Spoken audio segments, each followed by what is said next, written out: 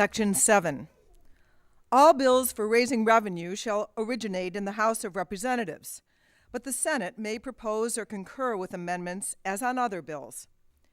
Every bill which shall have passed the House of Representatives and the Senate shall, before it becomes law, be presented to the President of the United States. If he approves, he shall sign it, but if not, he shall return it with his objections to that House in which it shall have originated,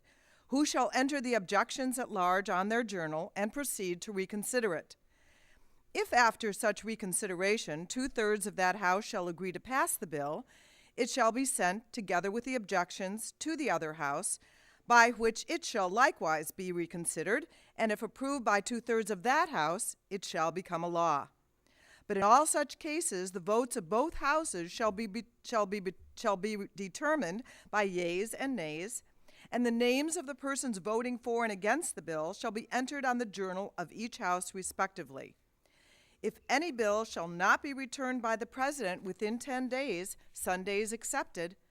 after it shall have been presented to him, the same shall be a law, in like manner as if he had signed it, unless the Congress, by their adjournment, prevent its return, in which case it shall not be a law. Every order, resolution, or vote to which the concurrence of the Senate and House of Representatives may be necessary, except in the question of adjournment, shall be presented to the President of the United States, and before the same shall take effect, shall be approved by him, or being disapproved by him, shall be repassed by 2/3 of the Senate and House of Representatives, according to the rules and limitations prescribed in the case of a bill. Section 8. The Congress shall have the power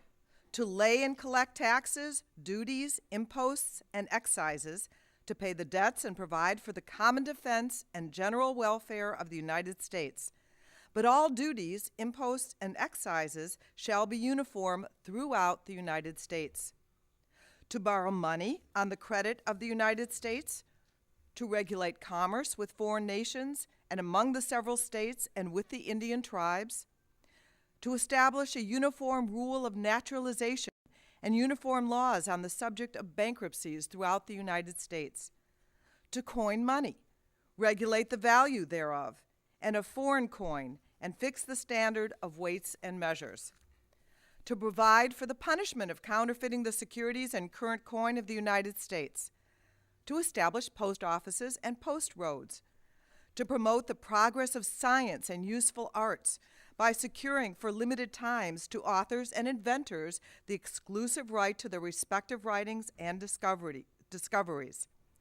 to constitute tribunals inferior to the Supreme Court, to define and punish piracies and felonies committed on the high seas and offenses against the law of nations, to declare war, grant letters of marque and reprisal, and make rules concerning captures on land and water, to raise and support armies, but no appropriation of money to that use shall be for a longer term than 2 years, to provide and maintain a navy, to make rules for the government and regulation of the land and naval forces, to provide for calling forth the militia to execute the laws of the Union, suppress insurrections, and repel invasions, to provide for organizing, arming, and disciplining the militia, and for governing such part of them as may be employed in the service of the United States, reserving to the states respectively the appointment of the officers and the authority of training the militia according to the discipline prescribed by Congress, to exercise legislation in all cases whatsoever over the district not exceeding 10 miles square, as may, by cession of particular states and the acceptance of Congress, become the seat of the government of the United States, and to exercise like authority over all places purchased by the consent of the legislature of the state in which the same shall be, for the erection of forts, magazines, arsenals, dockyards, and other needful buildings, and to make all laws which shall be necessary and proper for carrying into execution the foregoing powers and all other powers vested by this Constitution in the government of the United States or in any department or officer thereof.